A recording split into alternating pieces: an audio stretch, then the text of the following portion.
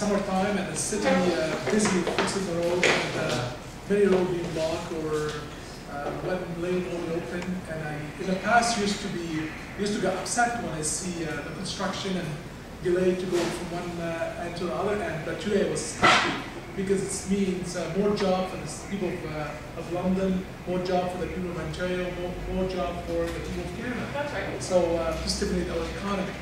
First, Karen, thank you very much for inviting me, and I want to thank you all for attending tonight and this afternoon. I'm honored and privileged to be with you here this afternoon to speak about a very important issue concerning all of us, not just in government, as a community, as a society, as a people who live in this planet. And Karen talking about how we can deal with green energy. And you said, Karen, we've been dealing with it for a long time, but we didn't get it right yet. I've been telling this story for a long time. And but I believe strongly, not a long time ago, many people around the globe started talking about the energy, talking about how we can sustain our energy. Also, how we can protect our environment. And as you know, we inherited this land from the people who came before us, many generations. And we are stewards of this land. And I think our duty and obligation to pass it on for the future generation in a good shape as we inherited it even better. Through the history of mankind, or humankind, the technology was very primitive. We try to use whatever we can in order to advance our life, in order to create energy, in order to produce energy, to make our life easier. And many of you heard about many different technology in the past. And many of those technology use a lot of toxic chemical, use a lot of bad things in the way of producing energy. And the people who lived in London, who's been in London for many different years, who work at Westinghouse sites in the East End of London, know when we used to produce the engine or some machinery in order to, to create energy, we use coolant called PCBs. Back then in early 40s and 50s, PCBs was a great invention. It was a good thing for the humankind and to create some kind of engine that's not get hot fast and last longer in many different ways. So we discovered later on those PCBs toxic chemical. And those toxic chemicals should be used again, and we banned them. And we moved to nuclears, we moved to many different aspects. We used diesel, we used coal to create energy in the province of Ontario and also around the globe. And as we go forward, as the technology advances, we discover on a daily basis those methods of creating energy, it's bad for the humankind. It's bad for our health, bad for our economy, costly.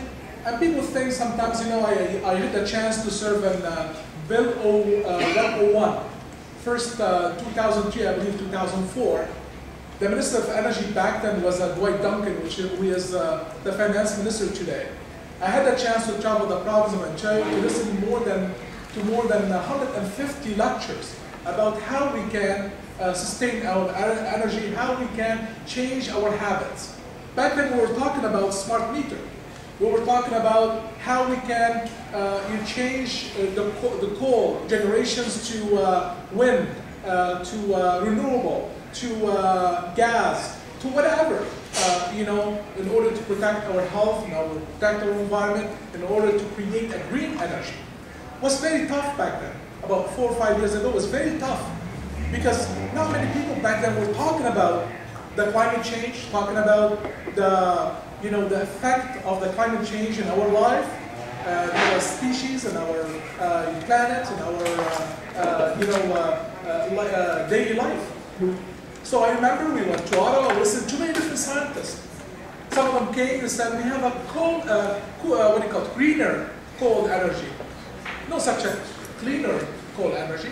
Energy is dirty, and it doesn't matter what we do to it, it's going to affect our environment, it's going to affect our health, And sadly, in London, we live in a triangle.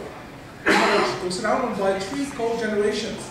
And I'm not sure it still exists right now or not. Like Hamilton used to send to us the bad air, and also Chatham area, and also from the United States.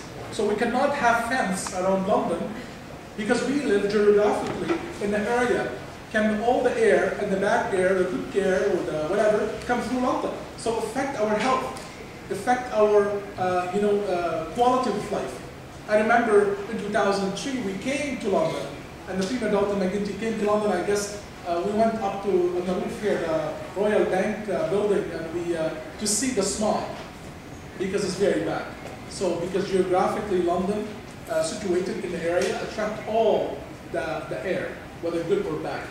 So we start talking about how we can change our habits, how we can change our attitude toward create a green energy. So we went on conservation level. So we launched so many different campaigns. One of those campaigns talk about conserving energy by creating smart meter. The smart meter will conduct or tell us on a daily basis or when we have the peak time, the mid peak and low peak in order to save money as a consumer and also put less pressure in our system. And everybody remember 2002, 2003, we had a blackout because our system failed to supply the thousand material of energy.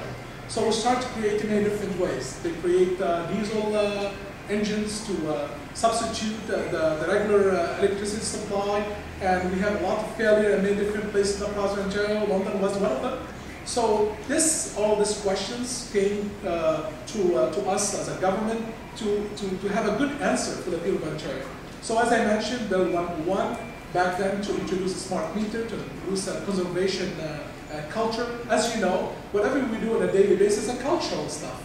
You cannot change the people by telling them you have to do this and you have to do this. It's a culture, it's a way. So when you wake up in the morning and then you turn these lights on, you turn it off, depends on how you've been raised at home. If your parents concerned about conserving energy or not, or if you care, if you don't care, if you learn about it or you don't learn about it. It's very important to create that culture. So back then we launched that campaign to create that culture. And I believe the City of London and London Hydro of London came along with the government back then to educate the people and create, I think, chill out program. If you have a fridge, all the fridge, you'll take it away for free of charge. And if you buy a certain, special fridge, you'll give you a certain amount of money. And they give. I remember we did what do you call it? Think Global, Act Local, which we give a lot of light bulbs and light books small through the last 3-4 years to the people of London or the people from this area, and give them a lot of material to educate them about the importance of saving energy and how you can change your light bulb, and to an efficient light bulb you can save almost 70 or 80% from your consumption on a daily basis. And if you change that fridge or that fridge, you can save so and so. If you change your window and doors and all this element, you can get support also from the provincial and federal government. All this campaign to create a culture of conservation and also make people of this area aware, or this province aware about our tragedy if we continue doing the same habit we're doing it every day, and without worrying about our climate, without worrying about energy, without worrying about how we can save the planet. So, and not a long time ago, almost a year ago, the Minister of Energy actually, matter of fact, the Premier of Ontario came to London. We announced the Green Energy Act from London. We talk about the way we have to deal with the future by creating an energy act in order to allow every person in the province of Ontario to participate in those activities, because it's important for all of us. And during my journey in this in government, I've been educated a lot. I've been talking to many different people, many different specialists. I think if we continue, our journey in the same path, I guess we're going to see a lot of green energy produced in the province of Ontario. And